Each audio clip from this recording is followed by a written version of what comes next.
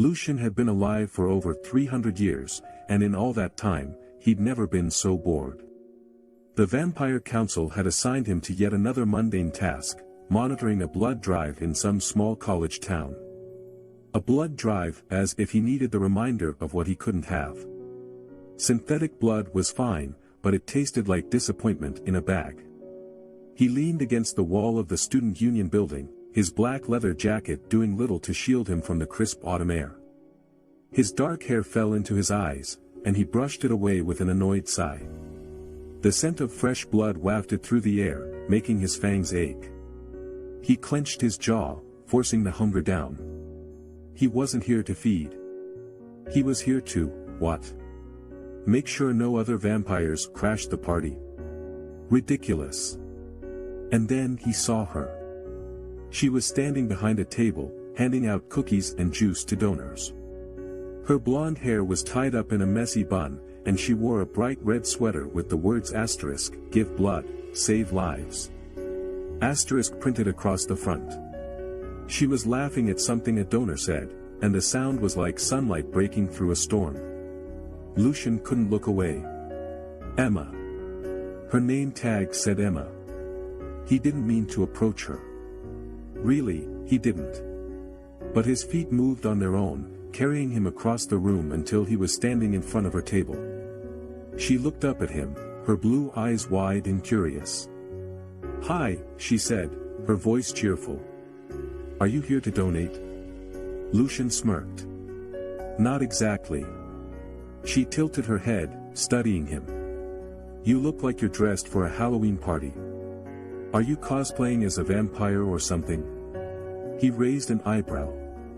Or something. She laughed, and the sound sent a strange warmth through his chest. Well, if you're not here to donate, what brings you to the blood drive? I was, in the neighborhood, he said, his voice low and smooth. Thought I'd check it out. Emma grinned. Well, since you're here, you might as well have a cookie. She held one out to him, and he hesitated before taking it. His fingers brushed against hers, and a jolt of electricity shot through him. He frowned, pulling his hand back. Thanks, he muttered, taking a bite of the cookie. It was surprisingly good. So, what's your name? She asked, leaning on the table. Lucian. Nice to meet you, Lucian. I'm Emma. I know. He gestured to her name tag, and she laughed again. Right. So, Lucian, what do you do when you're not crashing blood drives? He smirked. This and that. Cryptic. I like it. She winked, and he felt his dead heart skip a beat. What was wrong with him? He was a vampire, for crying out loud. He didn't get flustered by humans. Before he could respond, a loud crash echoed through the room. Lucian spun around, his senses on high alert.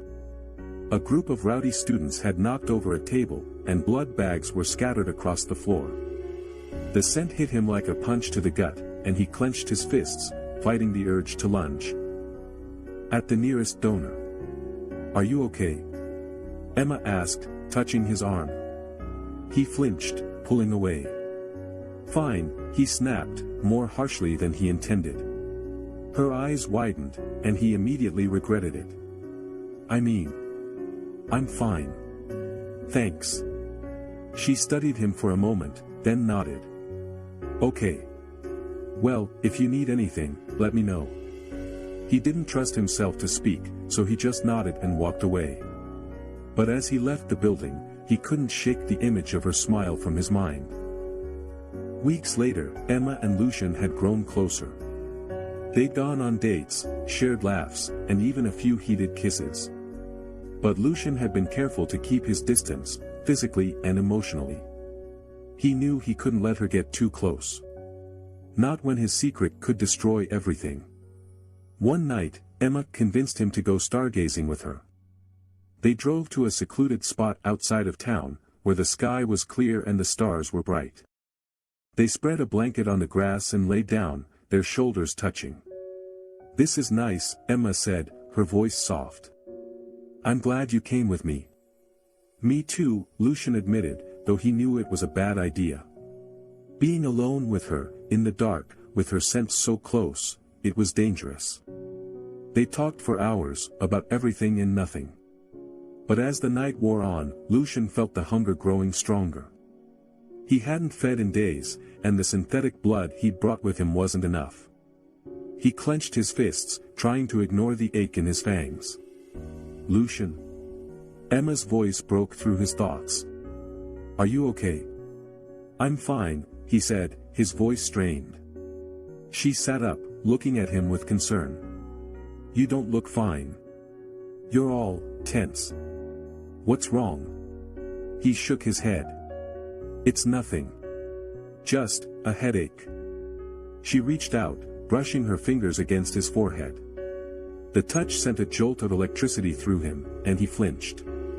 You're burning up, she said, her brow furrowed. Are you sick? No, he said, his voice sharper than he intended. I'm not sick. She pulled her hand back, hurt flashing in her eyes.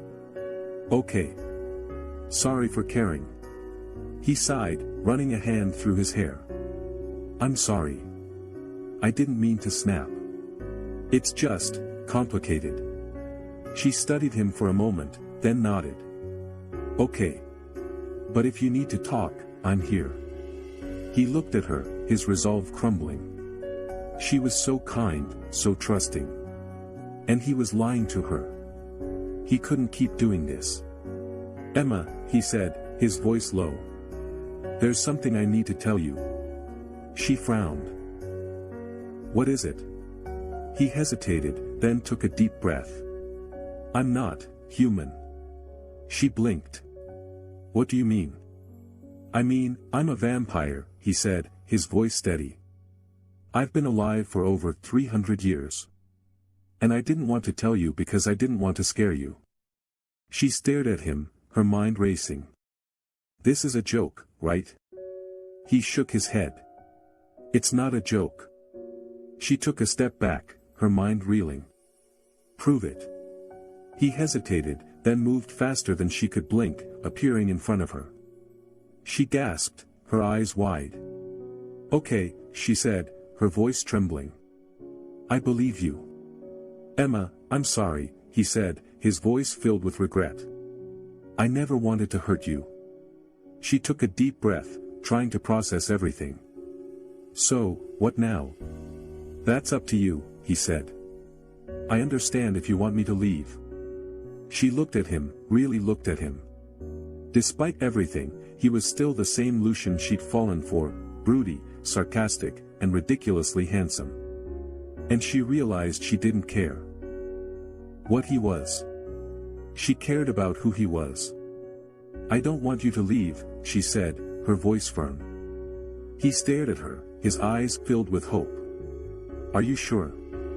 She nodded. I'm sure. He pulled her into his arms, holding her tightly. Thank you, he whispered. But as they stood there, wrapped in each other's embrace, Lucian felt the hunger growing stronger. He tried to push it down, but it was too much. He pulled away, his breathing ragged. Lucian? Emma asked, her voice filled with concern. What's wrong? I need to feed, he said, his voice strained. But I don't have any synthetic blood with me. She hesitated, then nodded. Take mine. He stared at her, his eyes wide. Emma, no. I can't. You're hurting, she said, her voice firm. And I trust you. He shook his head. It's too dangerous. I'm not afraid, she said, stepping closer. Do it. He hesitated, then nodded. Okay. But if it's too much, tell me to stop.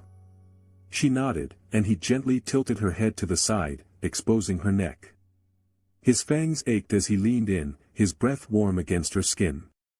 He hesitated for a moment, then sank his fangs into her neck. Emma gasped, her hands gripping his shoulders. The sensation was overwhelming, pain and pleasure mixed together in a way she couldn't describe. Lucian drank slowly, careful not to take too much.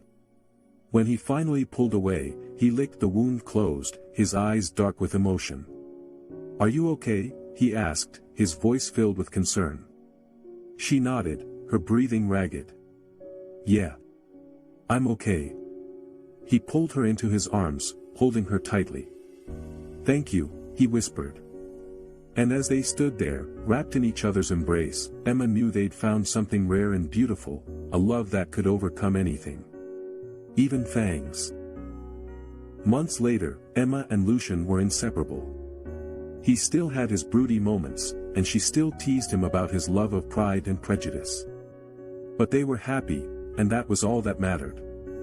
One night, as they sat on the roof of her apartment building, watching the stars, Emma turned to him. "Do you ever regret it?" she asked. "Regret what?" he replied, his arm around her shoulders. "Telling me the truth." He shook his head. "Never. You're the best thing that's ever happened to me, Emma." She smiled, leaning into him. "You're not so bad yourself, vampire boy."